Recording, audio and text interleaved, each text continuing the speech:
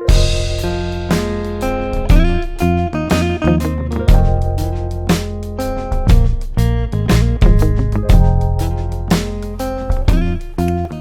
Friends, तो जो आज का लेक्चर है वो क्या है, प्रॉपर्टीज़ के ऊपर है।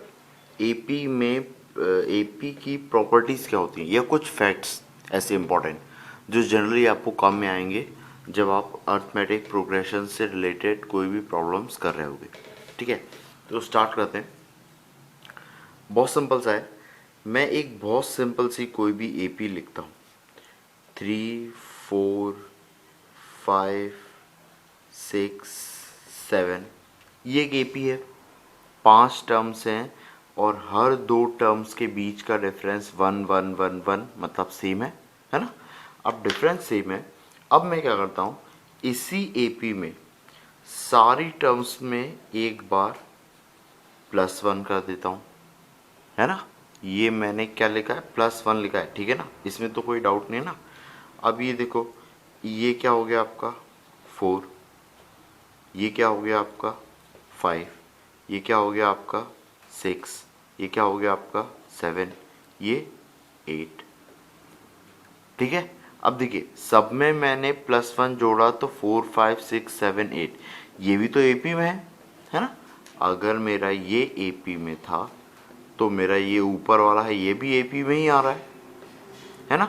अब देखिए, अगर मैंने -1 किया होता तो ये देखो कितना हो रहा है, 2 हो रहा है, ये हो रहा है 3 हो रहा है, और ये 4 हो रहा है, और ये 5 हो रहा है, और ये 6 हो रहा है। स्टिल ये एपी में ही है, अर्थमेटिक प्रोग्रेशन में ही है ना। कोई दिक्कत नहीं आ रही है ना। तो इसका मतलब क्या है, अगर मैं किसी एपी में कोई कांस्टेंट टर्म सारी टर्म्स में ऐड करता हूँ या सारी टर्म्स में सब्ट्रैक्ट करता हूँ, सारी टर्म्स में करना है, सारी टर्म्स में ऐड करूँ या सारी टर्म में सब्ट्रैक्ट करूँ, कोई फ़र्क नहीं पड़ता, वो भी एपी में ही होती है, अर्थमेटिक प्रोग्रेशन में ही होती है ना। और एक और चीज़ देखिए, इसका कॉमन डिफरेंस कितना है, 1 का ही है ना। तो इनका भी कॉमन डिफरेंस मेरा 1 का ही होगा, मतलब कॉमन डिफरेंस सेम रहता है, कॉमन डिफरेंस में कोई चेंज नहीं आता है। ठीक है, तो जो मेरी पहली प्रॉपर्टी है वो क्या बोल रही है कि if a fix number is added और subtracted to each term of a given AP, मतलब मैं ऐड करूँ या सब्ट्रैक्ट करूँ, रिजल्टिंग सीरीज जो आने वाली सीरीज होगी वो भी एपी में ही होगी। ठीक है, और कॉमन डिफरेंस उसका सेम होगा। ठीक है, कॉमन डिफरेंस जो पहले था वही का वही रहेगा, कॉमन डिफरेंस में कोई चेंज नहीं आएगा। अभी एक और चीज़ देखते हैं। अब मैंने लिख दिया, मान लीजिए एक एपी में कि 3 6 9 12 15, ये मेरी एक एपी है। ठीक है, अब देखिए, इस पूरी एपी में मैं एक किसी कांस्टेंट का मल्टीप्लाई करता हूँ। मान लीजिए मैंने 2 का मल्टीप्लाई किया पूरी एपी में, तो ये टर्म कितनी हो जाएगी 6, ये टर्म कितनी हो जाएगी 2 6 जा 12, ये हो जाएगी 2 9 जा 18, 2 इंटू 12, 2 इंटू 12 मतलब भैया 24, और 2 इंटू 15 मतलब 30। अब देखिए ये भी एपी में ही है, 12 में से 6 गए तो 6, 18 में से 12 गए तो 6, 24 में से 18 गए तो 6, 30 में से 24 गए तो 6। इसका मतलब क्या है, ये भी मेरी क्या आ रही है, अर्थमेटिक प्रोग्रेशन में ही आ रही है। मतलब मैं किसी चीज़ का मल्टीप्लाई करूं किसी कांस्टेंट का इनटू सम कांस्टेंट पूरी एपी में, तो क्या होगा, तो भी मेरी एपी क्या होगी, आने वाली एपी होगी, आने वाली सीरीज होगी, वो भी एपी में ही होगी। सेम अगर मैं डिवाइड कर दूं, अगर मान लीजिए मैं डिवाइड कर दूं 3 से, किसी कांस्टेंट नंबर से डिवाइड कर दूं, देखिए 3 कितना हो जाएगा 1, ये हो जाएगा 2, ये हो जाएगा 3, ये हो जाएगा 4, ये हो जाएगा 5। स्टिल ये एपी में है ना, इसलिए एपी में ही है ना। तो ये अभी भी क्या है, अभी देखो कॉमन डिफरेंस 1 1 आ रहा है ना। तो अगर मैं किसी भी कांस्टेंट से मैं अगर डिवाइड भी करता हूँ, के डैश क्यों माना है, ये के लिख लिया था इसीलिए। ठीक है, तो अगर मैं डिवाइड करता हूँ किसी भी कांस्टेंट से सारी टर्म्स को, तो भी आने वाली एपी मेरी क्या होती है, इसमें होती है, क्या बोलते हैं, आने वाली सीरीज एपी में होती है। ये ध्यान रखना है, आपको 0 से डिवाइड नहीं करना है। ठीक है ना, नहीं तो अभी कोई आ जाएगा फिर से वापस मेरे पास उड़ते उड़ते, है ना, और वो बोलेगा कि सर मैं 0 से डिवाइड कर दूँ तो एपी में होगी क्या। तो बेटा ऐसा नहीं होता है, डिवाइड आप 0 से नहीं करोगे, मल्टीप्लाई आप 0 से कर सकते हो, है ना। कॉमन डिफरेंस 0 हो तो एपी में होता है क्या, हाँ होता है, पर प्रैक्टिकली उसका यूज़ नहीं है। ठीक है, आप उसको बोल सकते हो कि वो एपी में है, पर उसका कोई यूज़ नहीं है। अगर आप एक ही नंबर को बार बार लिख रहे हो तो आप कहने को बोल सकते हो कि वो एपी में, पर उसका कोई अस्तित्व नहीं है एपी जैसा।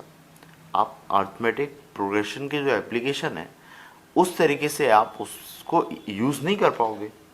ठीक है ना, तो बस ये है, कहने को कह सकते हैं पर उसका यूज़ नहीं है, एप्लीकेशन नहीं है इतना अच्छा। ठीक है, अभी एक और चीज़, अभी हो सकता है आपको ये डाउट आ रहा हो कि सर मैंने 3 से डिवाइड किया, सर मैं अगर 2 से डिवाइड करता तो, है ना, 2 से डिवाइड, तो 2 से भी डिवाइड करके देख लो। 2 से डिवाइड करोगे ये हो जाएगा 3/2, ये हो जाएगा 3, ये हो जाएगा 9/2, ये हो जाएगा 6, ये हो जाएगा 15/2। अभी भी आप डिफरेंस देखोगे ना तो इन दोनों का डिफरेंस ये आ रहा है 3/2। 9/2 और 3/2 का डिफरेंस देखोगे ये भी 3/2 ही आएगा। भाई 3/2 कितना होता है, 1.5 होता है। 9/2 होता है 4.5, तो 3 और 4.5 के बीच का डिफरेंस 1.5। सेम ये 9/2 मतलब 4.5, 4.5 और 6 के बीच का डिफरेंस भी 3/2। स्टिल 2 से भी डिवाइड करने पे ये क्या आ रहा है, एपी में ही आ रहा है, बस इनका रेशो 3/2 आ रहा है, तो रेशो आने, सॉरी कॉमन डिफरेंस इनका 3/2 आ रहा है, तो कोई दिक्कत नहीं है, आने दो, क्या दिक्कत है। ठीक है, सो ये मेरी सेकंड प्रॉपर्टी है कि अगर मैं हर टर्म को मैं किसी कांस्टेंट से मल्टीप्लाई करता हूँ, फिक्स्ड है ना, और अच्छा डिवाइड भी था, यहाँ पे आगे ये भी आएगा, by a fixed constant number, आप यहाँ से लिख सकते हो by a fixed constant number, है ना, है ना, एंड और divide by fixed non zero constant, then resulting अरे यार ये क्या लिख दे, then the resulting series is also in an AP. ठीक है, ये ठीक है, तो if each term of an AP is multiplied by a fixed constant or divided by a fixed non-zero constant, then the resulting series is also in an AP। अभी लिखने में दिक्कत आ रही है तो कुछ नहीं, आप वीडियो पॉज करो और फिर लिख लो, फिर वापस कंटिन्यू कर लेना।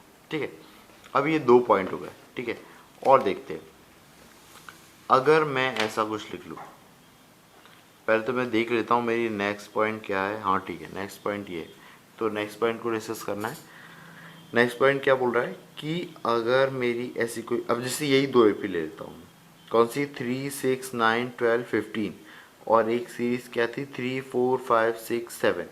अभी मैं क्या करता हूँ, हर जो करस्पॉन्डिंग टर्म्स है इनको ऐड करता हूँ।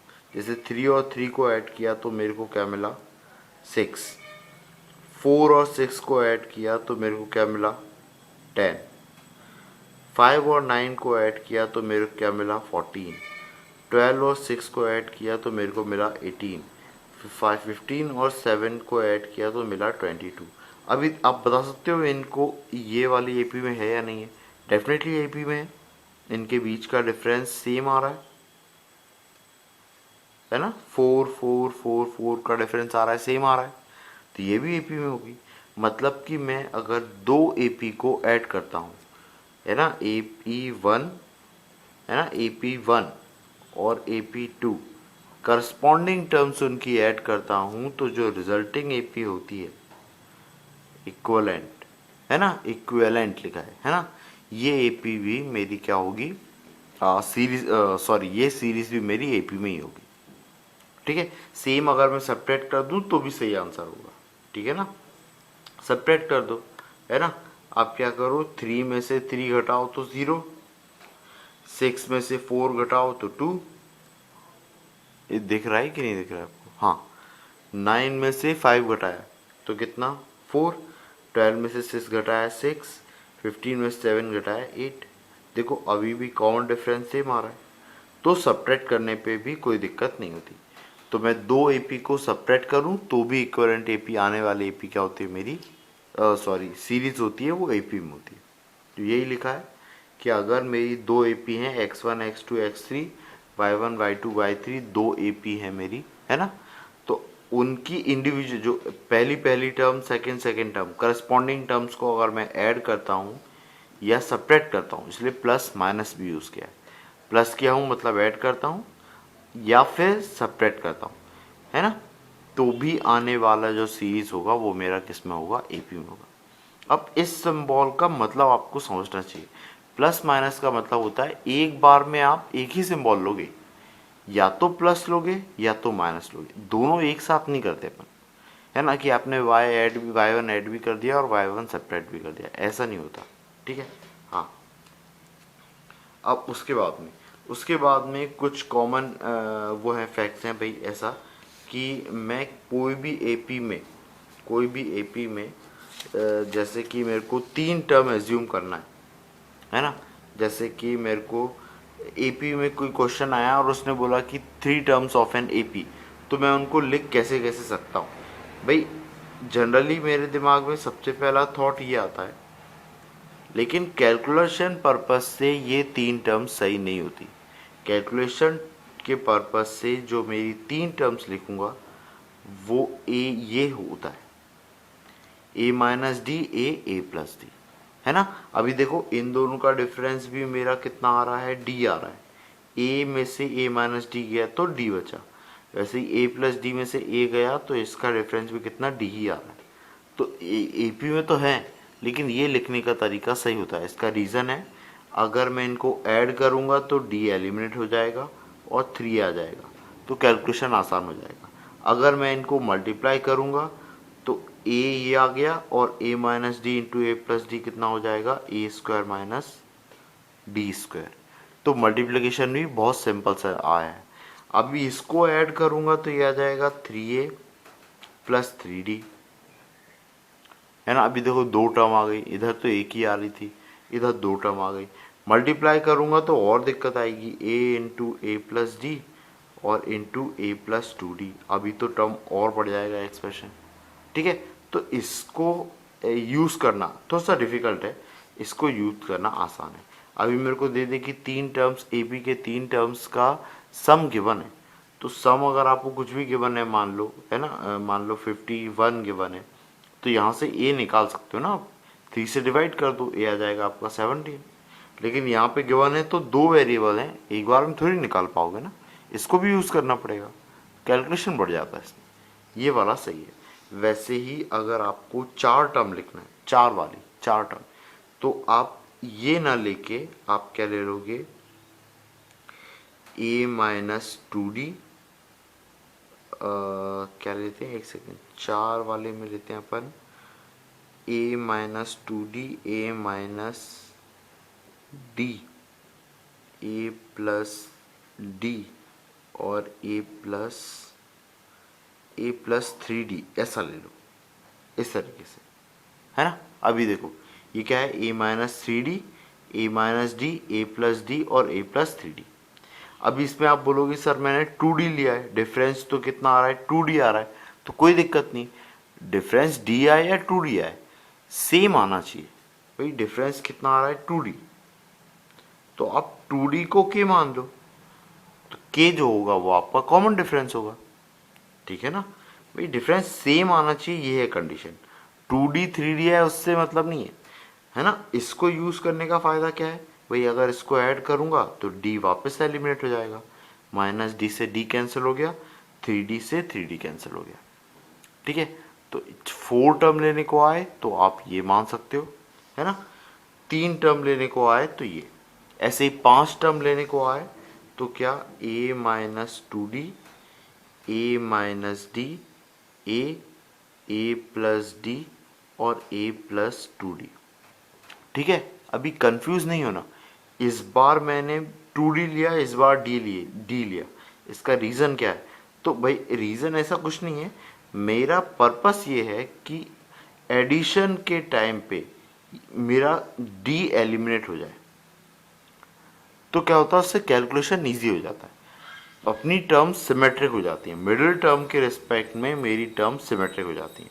अब चार टर्म में मिडिल टर्म नहीं है, लेकिन फिर भी आप अगर इसको दो पार्ट्स में डिवाइड कर रहे हो तो देखो इधर की टर्म और इधर की टर्म सिमेट्रिक सी दिख रही है ना, प्लस डी है तो माइनस डी है, प्लस थ्री डी है तो माइनस थ्री डी है, ठीक है। तो इस तरीके से आप एज्यूम कीजिए और आपका आंसर है, ठीक है। तो सेम यही नेक्स्ट मेरी फैक्ट है, ये तीन टर्म्स ए पी के अगर आपको लेना है तो a minus d a plus d ले सकते हो, चार टर्म लेना है तो आप इस तरीके से ले सकते हो, ठीक है। इतना समझ में आया। अभी नेक्स्ट प्रॉपर्टी, हाँ अब देखिए नेक्स्ट प्रॉपर्टी भी बता देता हूँ मैं आपको। तो नेक्स्ट प्रॉपर्टी क्या बोल रहा है कि अगर मेरा ऐसा कुछ लिखा है 3 + 4 + 5 6 और 7, अभी देखिए मिडिल टर्म क्या है 5।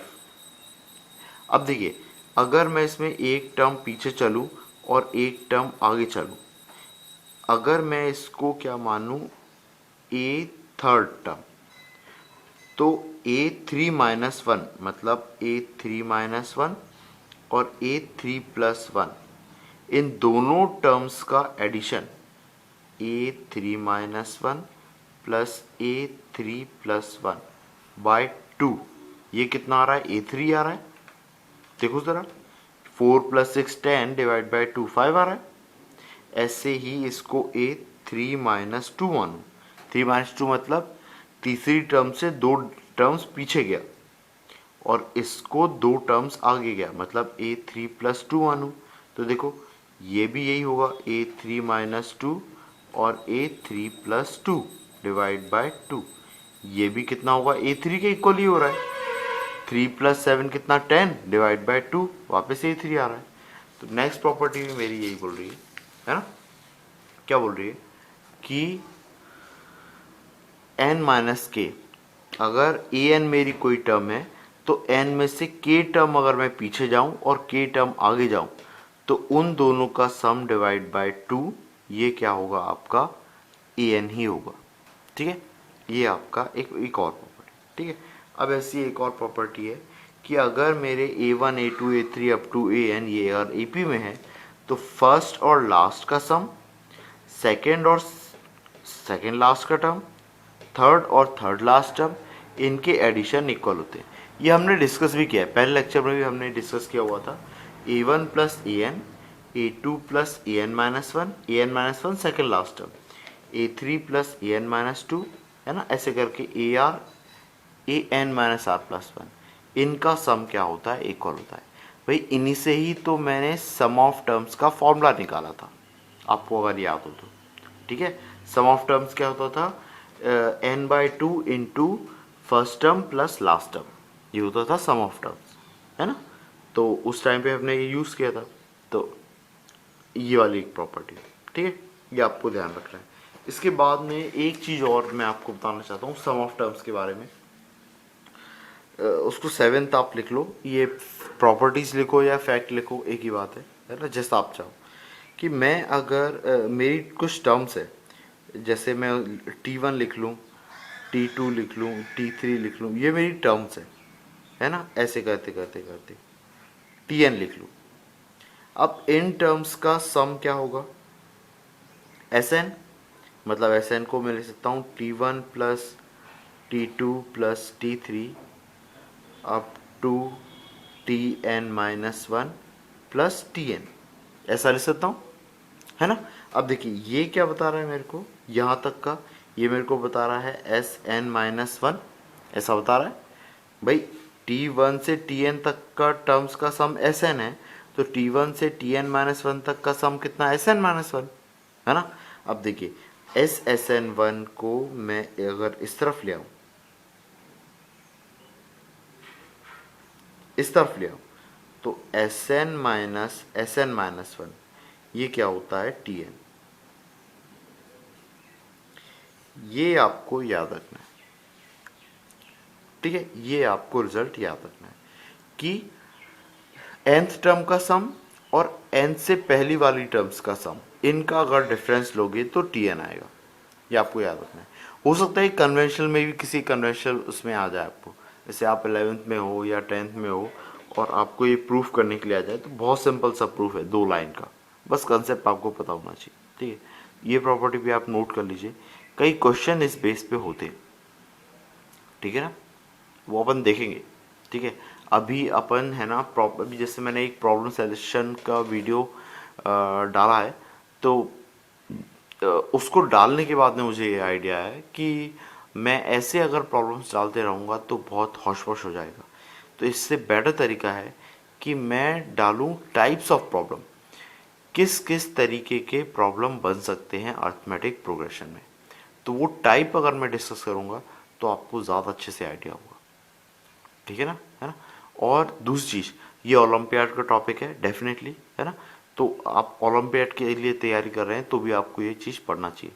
तो ओलंपियाड में अरिथमेटिक प्रोग्रेशन भी आएगा, ज्योमेट्रिक प्रोग्रेशन भी आएगा और सीरीज वाला पार्ट भी आएगा। और कुछ बच्चे जिनको प्लेलिस्ट देखने में प्रॉब्लम आ रही है, तो मैं उनको बता देता हूँ, आप सबसे पहले तो सिलेबस क्रिएट कीजिए। क्या है सिलेबस? सिलेबस में मेन पार्ट जो आते हैं ओलंपियाड्स के, वो क्या होता है, नंबर सिस्टम, ज्योमेट्री, अलजेब्रा में पॉलिनोमियल या arithmetic progression, trigonometry, permutation combination, ये टॉपिक्स आते हैं, है ना। तो ये टॉपिक्स जनरली प्लेलिस्ट में अवेलेबल हैं। ओलंपियाड वाले सेक्शन में मैं ऐड करना भूल गया हूँ, ये हो सकता है, लेकिन उसमें जो पॉलिनोमियल है और जो मैं थ्योरी ऑफ इक्वेशन नाम से जो पॉलिनोमियल पढ़ा रहा हूँ, उसके थ्योरी पार्ट में कोई अंतर नहीं होगा। ओलंपियाड के लिए जो थ्योरी है और आईआईटी के लिए जो थ्योरी है, थ्योरी में डिफरेंट नहीं होता, सोच में डिफरेंट होता है, आने वाले प्रॉब्लम्स में डिफरेंस होता है, लेकिन भाई थ्योरी पार्ट तो सेम ही है। तो अगर आप ओलंपियाड के लिए पॉलिनोमियल पढ़ना चाह रहे हो, तो ये जो पॉलिनोमियल डली हुई है ये शायद उसमें ऐड नहीं है, तो आप उसमें जाके देख लीजिए, है ना। पीएनसी अगर परम्यूटेशन कॉम्बिनेशन ओलंपियाड वाले में ऐड नहीं है तो आप यहाँ पे देख लीजिए। पर मैं आप कम से कम 70 to 80% थ्योरी पार्ट ओलंपियाड का अपलोड कर चुका हूँ ओलंपियाड्स का। तो आप थ्योरी पार्ट डेफिनेटली, आपको अगर कोई डाउट आता है तो पूछ सकते हैं आप में से, ठीक है ना। लेकिन उसका मैं कम से कम इतना परसेंट तो मैं 70% तो मैं श्योर कि 70% तो मैं अपलोड कर सकता हूँ। आप थोड़ा सा प्लेलिस्ट में सर्च भी करो, ठीक है ना, आपको मिल जाएगा। Okay, thank you.